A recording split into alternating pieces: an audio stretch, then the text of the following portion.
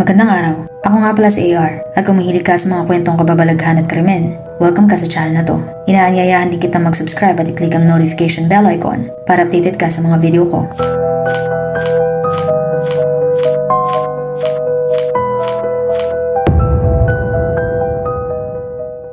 Ang Pilipinas ay isa sa mga bansang kilala sa taglay nitong likas na yaman.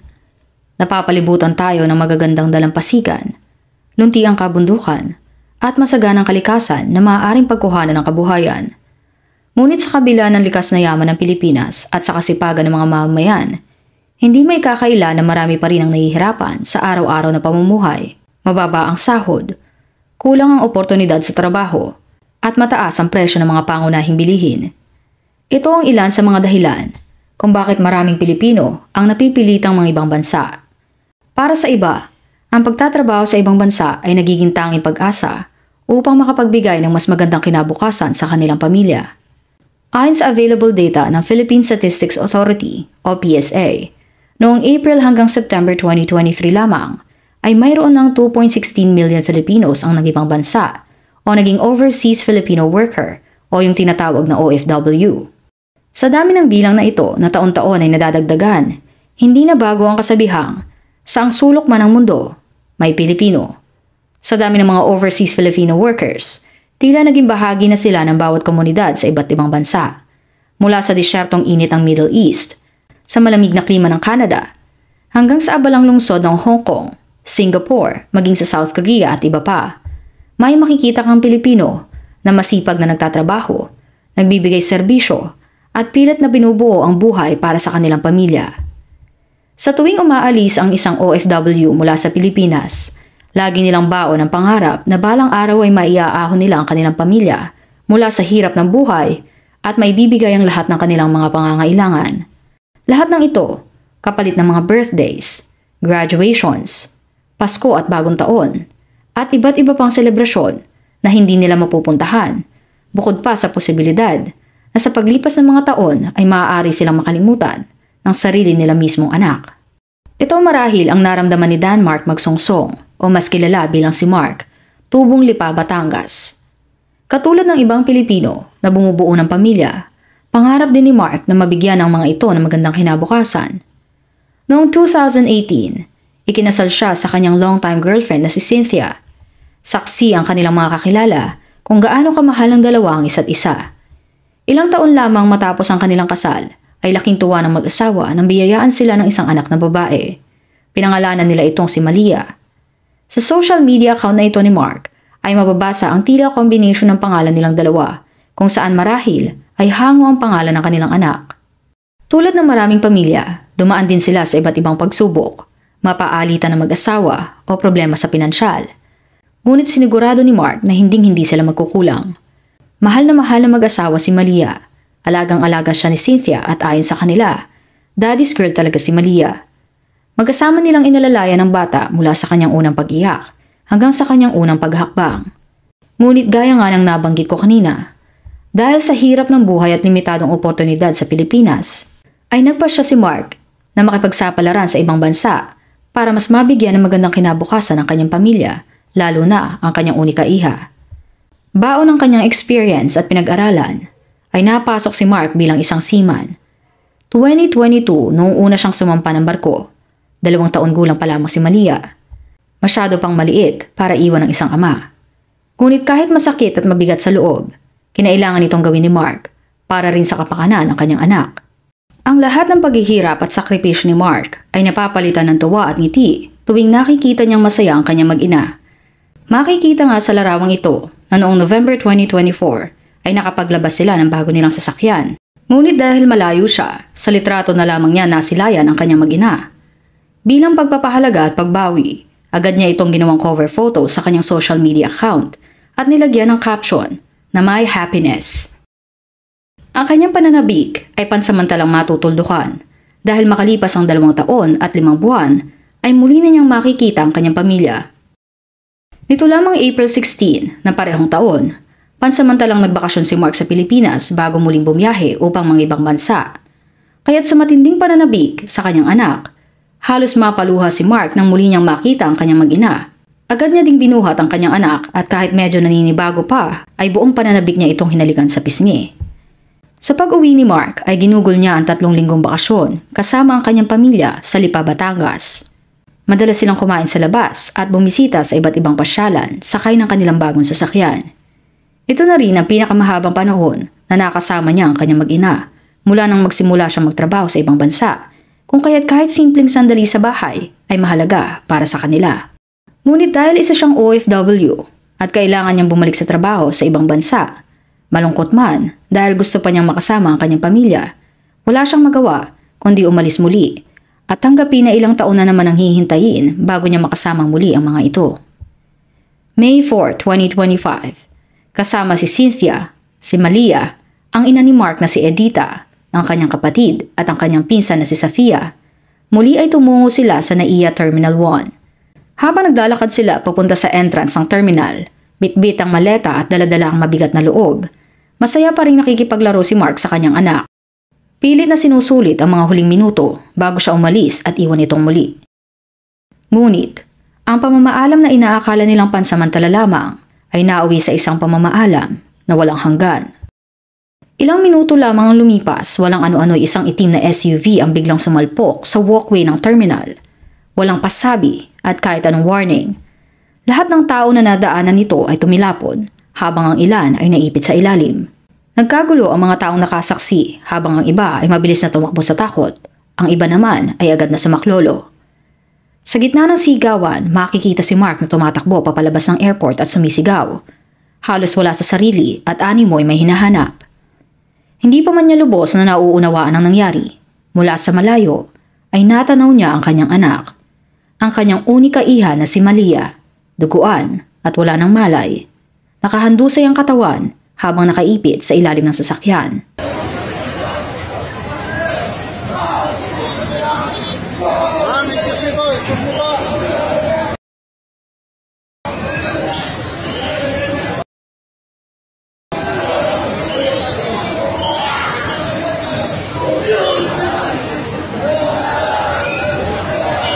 Sa video ngang ito ay makikita kung paano siya pilit na pinapakalma ng mga pulis at security guard na on duty ng mga oras na iyon.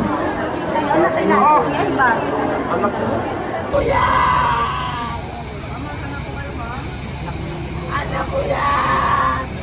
Anak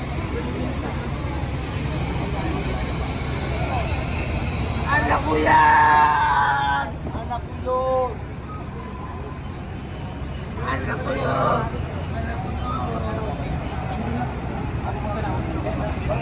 Ayon sa paunang ulat, isang itim na SUV na kapwa nagbabadi ng pasahero sa parehong terminal ang nawalan umano ng kontrol habang nakahinto sa departure area ng NAIA Terminal 1 bandang alas 8 nito lamang May 4. Ang mga biktima, isang 28 years old na kinilalang si Derek Kio Faustino, residente ng Hagonoy, Bulacan, at ang 4 na taong gulang na si Malia, kapwa dead on the spot.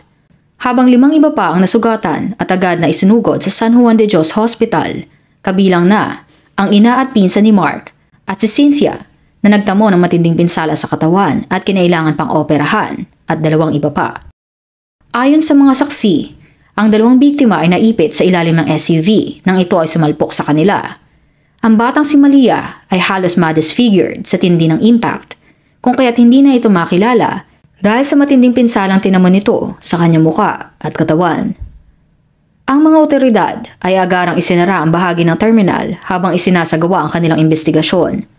Sa kuha ng CCTV footage na ito, makikita ang nasabing itim na sasakyan na nakahinto ngunit hindi maayos ang pagkakapasok sa parking lanes. Muli itong umandar, ngunit imbis na huminto ay dire-diretso itong umabante hanggang salpukin nito ang barriers at tuluyang bumangga sa glass panel ng building, kasama ang mga taong nasagasaan nito. Kinilala ang driver ng SUV na si Leo Gonzalez, 47 years old, isang company driver. Makikita sa video na ito ang kanyang pagbaba na halos ang muka ay hindi na maipinta. Agad siyang isinalang sa inquest proceedings kung saan buong loob niyang inamin ang kanyang pagkakasala at ipinaliwanag kung ano ang nangyari. Ayon sa kanyang salaysay, pansamantala siyang huminto sa harap ng terminal matapos ibaba ang kanyang pasahero. Habang paalis, bigla umanong tumawid ang isang sedan sa kanyang harapan, kaya siya ay nataranta. Sa sobrang pagkataranta, hindi na niya namalaya na si linyador pala ang kanyang naapakan imbis na ang preno, dahilan upang mabilis na umarangkada ang SUV at salpukin ang mga tao sa walkway. Bukod sa kanyang pahayag, isinailalim din si Gonzales sa alcohol at drug tests ng mga otoridad upang matukoy kung may impluwensya ng alak o droga na maaaring nakaapekto sa kanyang pag-iisip at kilos noong mga oras ng aksidente. Ngunit ito naman ay agad na na-ruled out dahil lumabas na negative siya sa lahat ng pagsusuri. Dahil sa sobrang bilis ng nakakapanlumong pangyayari, labis ang dalamhati ng OFW na si Mark sa sinapit ng kanyang mga kaanak, lalo na ang anak na si Malia. Ayon sa kanyang salaysay, ang gabi, anong place ko, umiyak po siya. Wala niya ako palisurin niya. Tapos sabi niya, nung ako'y natinda, sabi niya sa akin, Daddy, huwag ka na umalis, sarili ko na lang ako sa school. Kaso yun nga, doon na po sa mayati. Yung pala sa huli niya, ako sa mayati. Sir, pakikwento sa amin, nakapasok na po ba kayo ng loob ng NAIA bago po mangyari ang aksidente? Ako, nakapasok ako. Ano yung sir nalaman? Ngayon ano po, may pumalapag. Tapos nagsigaw po yung mga tao. Akala ko po, yung pamilya ko nandun sa kamilang sa may exit, sa may Jollibee. Kasi doon ko po sila huli yung po sila nakita Kasat ko po siya. Ang oras na yun. Kaya po pala hindi siya nagre-reply. Lumipa po pala sila doon sa pilang area. Hindi po siya nagre-reply. Natawag po mo ko noon. Tinawagan po yung kapatid ko. Noong kapatid ko nakaligtas. Yun po, sumagot. Naiyak. Naiyak po na po. Doon na po kanabahan. Kaya po ko itulak muna. Huwag po nakita. Una-una ko po hanap yung aking anak. Ikaw po makita. Tanong po ako sa police. Hindi po nila alam kasi bago pa lang. Pagtingin ko po doon sa, ilalim ng, sasakyan, nandubukan ako, pakandun sa, sakit. Sakit ako po aking asawa, ang aking ina, pamagin ko po, at masasaklat. Isa sa mga kaanak naman ni na Mark na si Randy Balog ay nagbigay din ng kanyang pahayag. Aniya, ang bata ay ngayon pa lamang nakasama ng kanyang tatay. Bago siya sumakay, ay maliit pa si Malia at wala pang malay. Ngayon, dahil sa hindi inaasahan na pangyayari, ay talagang napakahirap para sa kanila na tanggapin. Samantala, ang ina ni Malia na si Cynthia ay unang iniulat na nasa kritikal na kondisyon at kinailangang ilipat mula sa San Juan de Dios Hospital papunta sa St. Luke's Medical Center para sa kanyang operasyon. Sinasabing hindi pa umano alam ni Cynthia ang nangyaring trahedya sa anak dahil kasama din ito sa aksidente at isa sa mga nagtamo ng matinding pinsala. Ngunit ayon sa pahayag na ito ng kapatid ni Mark, yung kapatid ko nasa hospital. Kasi hinanap daw mo siya ni Cynthia, yung ina. Kasi nakakalipat na po siya sa recovery room. So, nakakausap na siya ng ayos. Kanina nung nasa hospital, sinabi na ng kapatid ko, yun sa hipag ko, yun nangyari sa anak nila.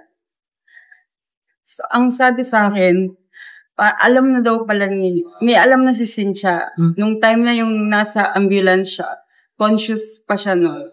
So, naririnig niya yung kapatid kong sumisigaw sa labas. Sisigaw yung pangalan ni Malia.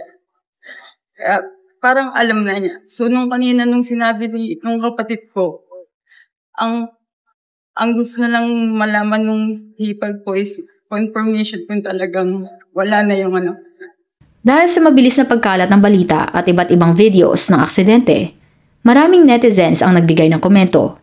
Isa sa mga napuna ay ang harang na sana'y pipigil sa mga sasakyan na posibleng lumagpas mula sa parking area papunta sa walkway kung saan dumadaan ang mga tao. Isang bagay na maaari sanang nakaiwas sa trahedya tulad ng nangyari. Ang mga harang na makikita sa litratong ito ay tinatawag na bollards. Hindi lamang ito ginagamit sa NAIA, kundi pati na rin sa iba't ibang lugar tulad ng mga paaralan, malls, sidewalks, at iba pang pampublikong espasyo. Sa simpleng pag-search lang online ay mahahanap na agad ang definition nito. Isang matibay at mababang poste, kadalasang gawa sa bakal o semento, na ginagamit bilang proteksyon laban sa aksidente gaya ng sadya o hindi sadyang pagbangga ng mga sasakyan sa mga lugar na para lamang sa mga tao. Ngunit ang tanong, kung ang mga harang na ito ay ginawa para pigilan ang mga sasakyan, bakit nakalusot pa rin ang SUV na naging sanhi ng aksidente? Ayon sa ASTM F2656 o American Standard Test Method for Crash Testing of Vehicle Security Barriers, na naglalayong tukuyin kung gaano kaepektibo ang isang barrier o bollards sa pagharang ng isang sasakyan na tumatakbo depende sa bilis nito. Halimbawa, kung ang isang bollard ay may rating na M30, ibig sabihin, nasubukan na nitong harangin ang isang sasakyang tumatakbo sa 30 miles per hour.